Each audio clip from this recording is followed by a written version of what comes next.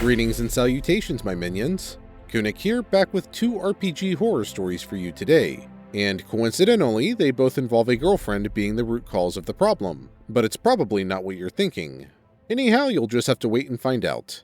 And just a heads up, after the video, there's going to be an update on the Patreon page for this channel. So if you're interested to hear some of the changes in play, be sure to stick around. Anyhow, with that all said, let's roll for initiative and begin the stories. Story number 1. Entire campaign created to get revenge on one player. This is a childhood horror story. I had been playing D&D since age 5, running a game of 3.5 for a huge group of about 8 of my friends. We met every week, sometimes more than once, for 6-hour sessions. It was a nonsensical series of pretty random fights, but that was the fun of it. By age 13 or 14, people had found other interests and floated away, and I ran a game for 2 friends that could only meet once a month or so. I was hungry for more D&D to play, so I was very excited when a guy I had just met, Ryan, invited me to join his weekend game. I only vaguely knew the people playing, but hey, I had been a forever DM for 8 years. Now I can finally play. The week before, I had been asked out by a girl I barely knew. I said yes, in a desperate attempt to prove that I was straight. In retrospect, I was not. I wish that wasn't relevant to the story, but it is. I show up to the first session. There's 5 guys there, who I have met, but am not really friends with. They're in the process of making characters, and talking about what they played last time. I quickly gather that this is a long-standing group, and I am the only new one. Okay, that's a little awkward, but I'm still glad to be here. I start making a character, and notice that there's 1st, 3rd, and 4th edition books out on the table. I ask Ryan which edition we're playing, and he goes to the other room to ask his dad. His dad answers, "Any of them." It turns out that all 5 of these guys are players, and Ryan's dad is the dungeon master. That seems weird to me, but not nearly as weird as mixing all the editions. I give character making my best shot, watching the players that are used to this and following their lead. The wizard next to me is writing down some mixture of spells and powers that he apparently understands, but I can't begin to decipher it. The cleric on my other side has listed his 3.5 domain spells as 4th edition at-will powers. They seem to be following their own rules that have not been explained to me, and I immediately decided not to touch spells and play a monk. Monks weren't out in 4th edition yet, so I just list the 1st level abilities of a 1st and 3rd edition monk, which is basically punch slightly better than other people. Once I realize how weak my character is compared to everyone else, I ask to switch to a rogue, but get a firm no. Once you pick a class, you're locked in. Weird. The dad begins leading us on an adventure, with some hook along the lines of, escort the princess through dangerous orc lands. He gives each character a cool introduction, the paladin riding in from a far-off kingdom, the mighty wizard appearing by portal, and so on. They're genuinely very cool and getting everyone excited. Then he gets to me, and a monk with a vow of chastity and pacifism. You're not sure why you're here. This gets a laugh from the table. I object that I don't have either of those vows, and my character is more of a monk in the martial arts sense. The DM tells me that all monks in his world have those vows. They remain celibate, and they can't hurt people. I assume people doesn't mean monsters, so I can still use my monk powers on the things we fight. I don't push back on the celibacy thing because it's not like I want to roleplay sex anyways, in front of 5 classmates and a dad. Imagine my surprise when every other player does want to roleplay sex. All 5 of them describe flirting with the princess, and the DM rejecting them in-game but chuckling at it out-of-game. This evolves into vividly detailed descriptions of how each of their characters accidentally brush against her when they load up carts, or how the wizard pretends to cast a protection spell as an excuse to feel her up. The princess is, of course, oblivious to all of it, which I guess is part of the fantasy that his dad is helping them live out. I'm grateful for my monk vow as an excuse to not participate. I describe how my monk looks disappointed with the party, and the DM corrects me and says my monk looks jealous. After an hour of that, the caravan is ambushed by orcs, of course, and combat begins. Finally, I can't stand much more of a full adult describing comical sexual harassment to a bunch of kids. During the fight, the princess clings to the closest character, who always shakes her off and makes a comment about how useless she is. The actual combat is sort of fun at first. Once again, the other characters get cool descriptions of how their spells look and what sword stances they take, but when it gets to my turn, I try to punch the orc and can't, because of my vow. I ask if I can use my action to try and get the princess to safety, and am told that I can't touch her because of my vows. I guess any touch counts as sexual? Actually, that's pretty consistent with the previous scene. I try more things and get shut down. Can't do full defense because that's fighting. Can't help an ally if they're fighting. Can't try to steer a cart away from the orcs. I don't even remember what excuse there was for that one. Eventually another player groans that my turn is taking too long and I'm skipped. Later in the round I get shot at by orc arrows. They roll an 8 and I announce that that's a miss. I've dodged it. The DM frowns and asks to see my sheet. He tells me I've made a mistake with AC calculation. Rather than 10 plus dex like in 3.5, I should have used the first edition calculations. In first edition, a lower AC is better. He moves my AC down from a 14 to a 6, and the arrow hits. The whole combat, which is about 2 hours long, is rinse and repeat. Other players do cool stuff. The princess inevitably uses her turn to get in the way, or get her dress ripped, or get her head stuck in a cart so her butt is exposed, and I just sort of stand there and get brought to 0 HP. Again and again. The DM rolls our death saves behind the screen, and I miraculously never die, but I spend most of the fight getting shot and standing up. I stayed with that group for a total of 3 sessions, which is a grand total of 2 more than I would have, which are the same formula. In the second session, we find 5 magic items, and I learn that I also have a vow of poverty, so everyone else gets one. In the third session, the princess dies because the wizard is careless with burning hands, and a priestess is introduced with the exact same characteristics and role in the story. Sometime between sessions 3 and 4, I broke up with my girlfriend. We had only been together for 3 weeks, and barely saw each other. That's a horror story too, but not an RPG one. And the following day, Ryan asked me to not come back to that game. I did not see a connection between these events, but was happy to not go back to miserably being a spectator to combat and adult-led descriptions of sexual assault designed to arouse 14-year-olds. About 2 years later, I was lab partners with one of the players from that game, and I asked him about it. He explained the whole thing. Ryan had a crush on the girl I was dating, and set the entire game up as a revenge plan. He had asked his dad specifically to make sure I had a bad time, thinking that if I was annoyed in the game, I would be annoyed in real life and I would get angry at her, leading her to break up with me. The other players weren't in on it, but they all knew Ryan hated me for this, so they weren't surprised. When we finally did break up, Ryan thought he had succeeded, and asked me to not come back.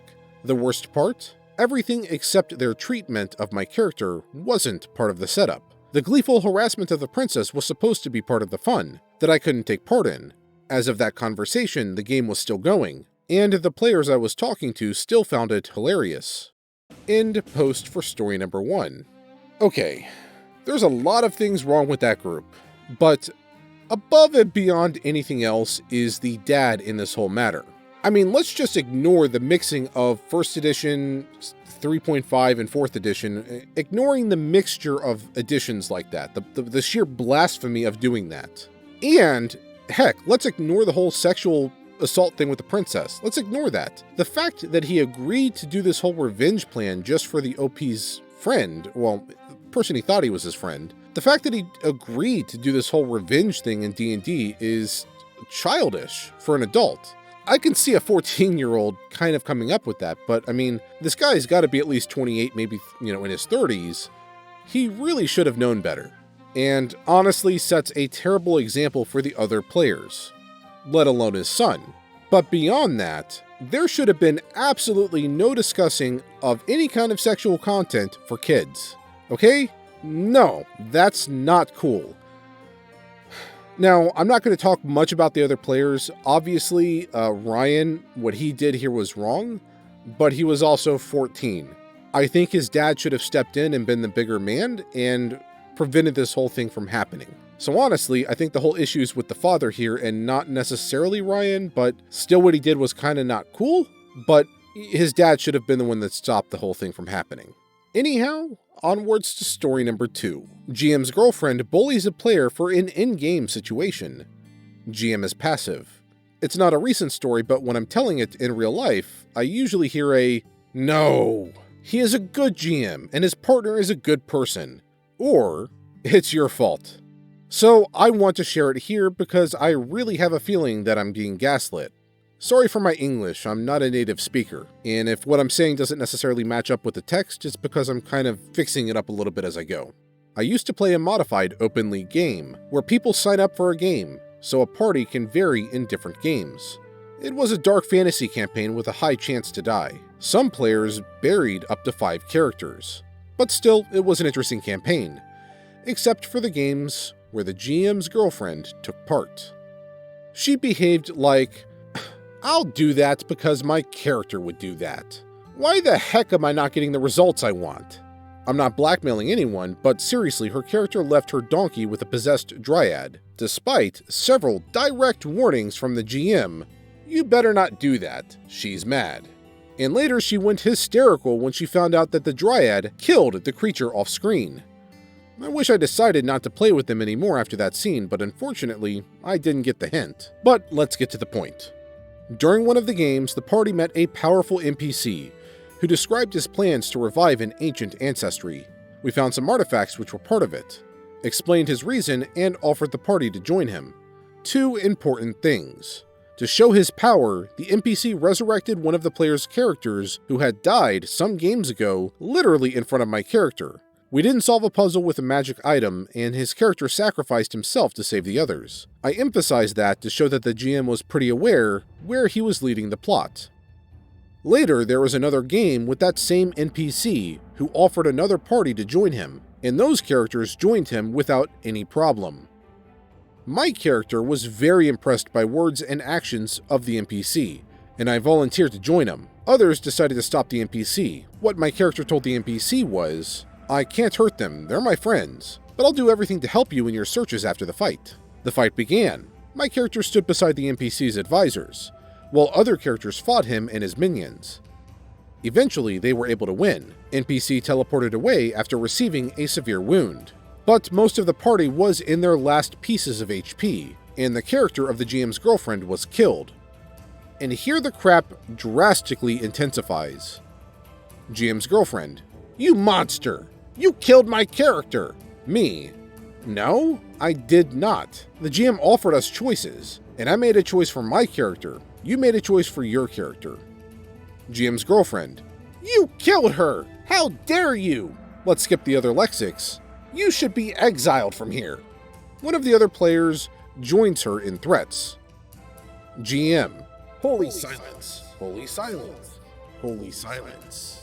After I collected my dice and lists, he charged to comfort his girlfriend. Sure, dude. Duck the players.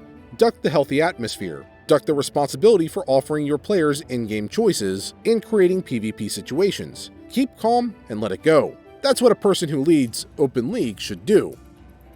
P.S. Despite the fact that resurrection never happened in that Open League, the GM's girlfriend's character was resurrected 2 games later. I don't count the resurrection of the guy raised by the NPC, because he was resurrected as a non-playable character, and was never returned to the player. P.P.S. You may ask why the party didn't attack my character in-game after the fight, if they were so unsatisfied with my in-game decision. I can explain. First, they were standing on their last HP. Verbally bullying me was quite safer for toxic ones. And second, except for the 2 toxic players I mentioned above, others knew where the game stops and the real life begins. One of the players even tried to encourage me after that scene. End post. I definitely think a lot of stuff got lost in translation here in the post, but it was pretty clear. The DM had no issue resurrecting players. He established it in advance, and instead of trying to soothe out and calm down his girlfriend and offer to just resurrect her next campaign to keep her calm, I mean, that's a bad thing to do, but in certain situations, if it calms down a player, I think it's okay. Not ideal, but, just to diffuse the situation a bit. So he could have just offered that. It's already been established. He has an NPC that can do that for them. But yeah, she should not have been talking to the player this way at all. It seems like she just had trouble differentiating in-game and out-of-game stuff. And the fact that the DM didn't talk to her about it and the other players didn't talk to her about it, maybe the OP dodged a bit of a bullet. I don't know. It's kind of hard to say. But yeah, something wasn't quite adding up with that table, to say the very least. Alright, onwards to the Patreon updates. I've taken the existing tiers and shrunk them down to a lower price point. So instead of ranging from $1 to $10 USD, they're now ranging from $1 to $3 USD. So here's the 2 perks that you're guaranteed to get with all of these roles. 1, you'll get a unique Discord title, equivalent to whatever tier you selected. And because of this, the Mimic, Troll, and Baylor tiers all have limited slots available. So if you are interested in having any of these unique titles in the Discord server, be sure to get those now. Second, every tier will still get a shout out at the end of my videos, so that's not going away. And while it's not listed as a tier bonus, you will also be getting every video that I put up earlier than when I normally put them up. Basically, the moment the video is done, it's going up on Patreon. Could be 12 hours in advance, could be a full day in advance. Just whenever it's done, it's going up on Patreon. So in effect, if you're interested and want to further support the channel, you could go to Patreon and donate the $1 for the Kuatoa tier and be good. There's no other benefits for the higher tiers. But if you want a little bit more prestige in the Discord server, they're there available for you as well. Anyhow, that's it for the Patreon update, and that's it for the video. So, as always, the source of the stories are in the description below, and if you liked the video, and you want to see more videos just like this one, be sure to hit that subscribe button and bell notification icon in order to be notified of my future videos. And while you wait for those future videos, here are a few related videos that you can watch in the meantime.